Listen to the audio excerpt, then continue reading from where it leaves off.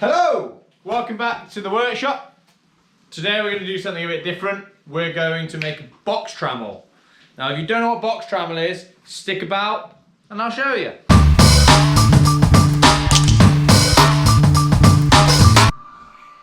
So you may have seen me using this bit of gear. To be fair, it is the most handy bit of kit that you will have in a mason's tool box. It is used for drawing parallel lines. So you can put this up against the surface, adjust this to wherever you may need it, and then freely scribe lines on. You can do it on curves, you can do it on straight bits, internal curves, external curves. I'm probably showing you a load of video of me using it currently. But it's a speedy way of setting out lines without having to be like, ooh, there's a little mark here, ooh, there's a little mark there. Let's get a straight edge and put it down, make sure that it's lined up on both ends, and then scribe one line. Whereas this, you go, right, set it, wang, line done. Set it, wang, line done. Apparently wang is the noise that it makes. I thought I should just explain the benefits of this design of a box trammel. So any masons out there who are watching, some of you might not know what a box trammel is, and the ones that do know what a box trammel is probably haven't seen one like this before. This one, obviously, because it's literally just a piece of steel with tungsten tip on it that's sandwiched between two pieces of timber, it means that you can angle it, which is absolutely great, because not only can you use it as a box trammel, but you can also use it as a bevel or as a sinking square if you need to. Also, if you're scribing onto a chamfer, you can angle it so that your scriber tip is perpendicular to the chamfer.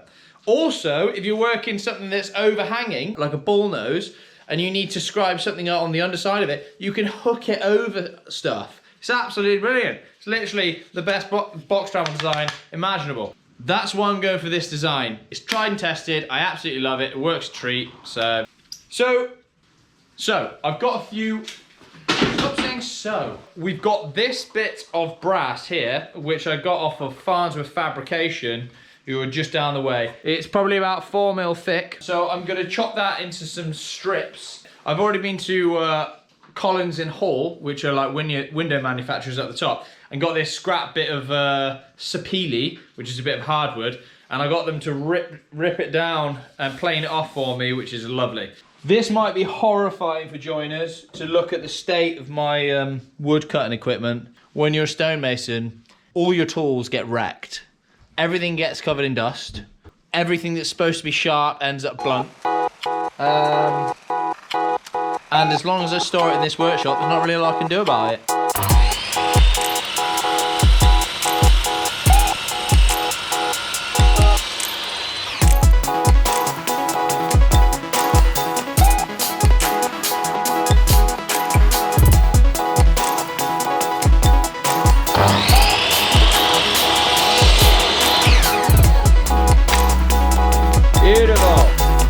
Right, I should state before I get really into this that I am by no means a tool maker or joiner or anything like that. I'm just a stonemason that knows how to measure and cut things. So, just a disclaimer, because I know there'll be probably the odd joiner that will watch this and be like, what the is this guy doing?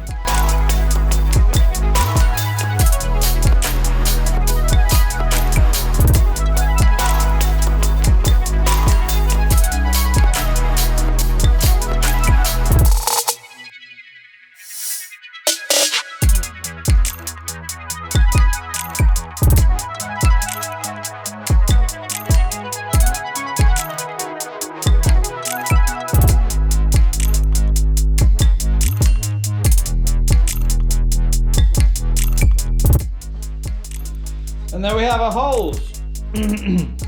So here I've got a bigger drill bit, and I've not gone all the way through with it. I don't know if you can see, but so now I'm going to pop that in there, and then with a tiny bit of hammering, that should basically stop the bolt from being able to spin around. I'm going to split it, is it? Woo!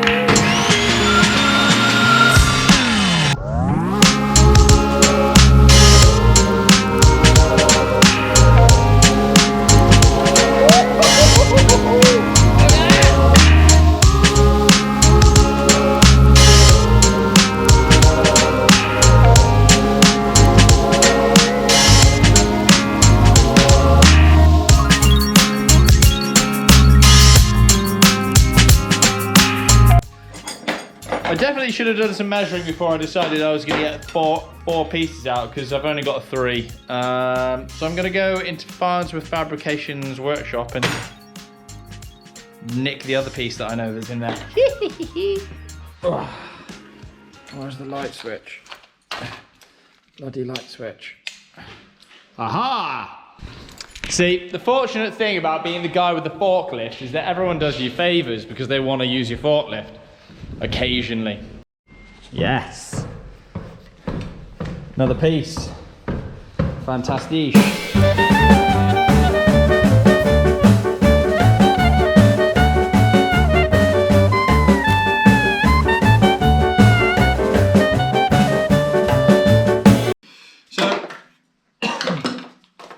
In case you're wondering, why am I using brass?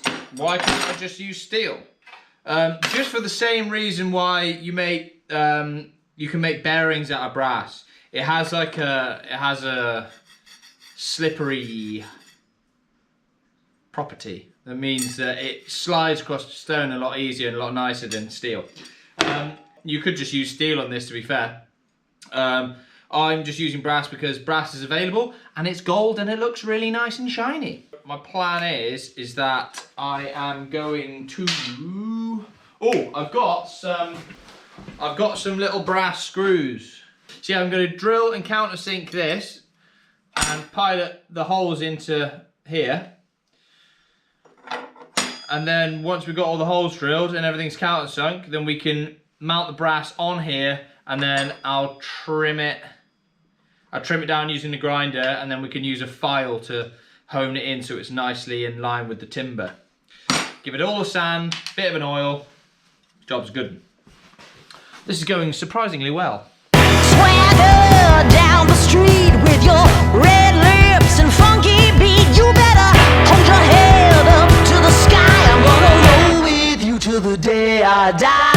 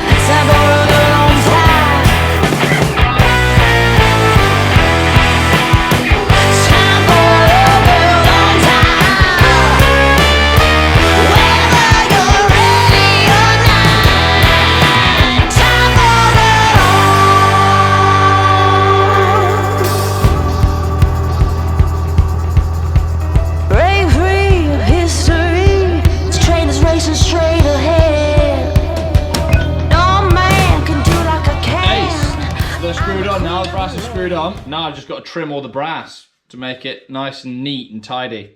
So I'm going to get a grinder. I'm going to cut these bits off, boop, boop, boop, on all of them to trim them to length, and then I'm going to use probably initially a grinder to take the beef off, and then use a file to file it in and give it a little bevel on the edge. But yeah, this is going to be sick. Box trammels are awesome.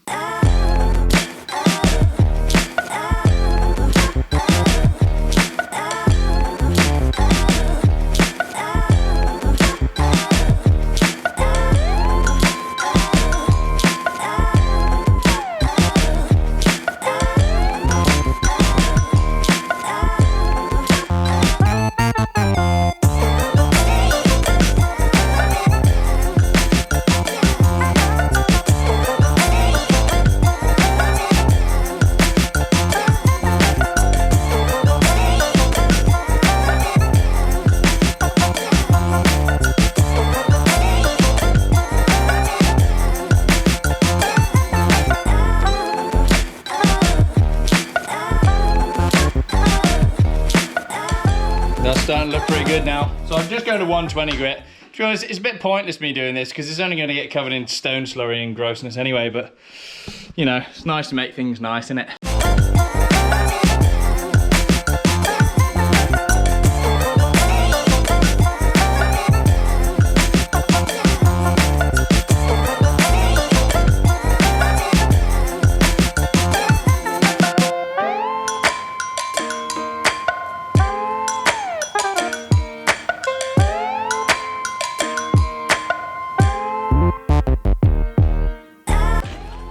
And there you have it. Finished box trammel. I'm stoked I've done that because I've been meaning to do that for so long. I've already covered it in dust. Look, covered it in crap already. I need to do a 20mm by 20mm chamfer. So I just mark my 20mm on the top. I get my box trammel, unscrew, set it to my 20mm. Oh yeah, first ever scribe. It's done. Yeah? See? Boom, 20mm by 20mm chamfer. Now, I'm aware that I've used the scriber bit off of my other one.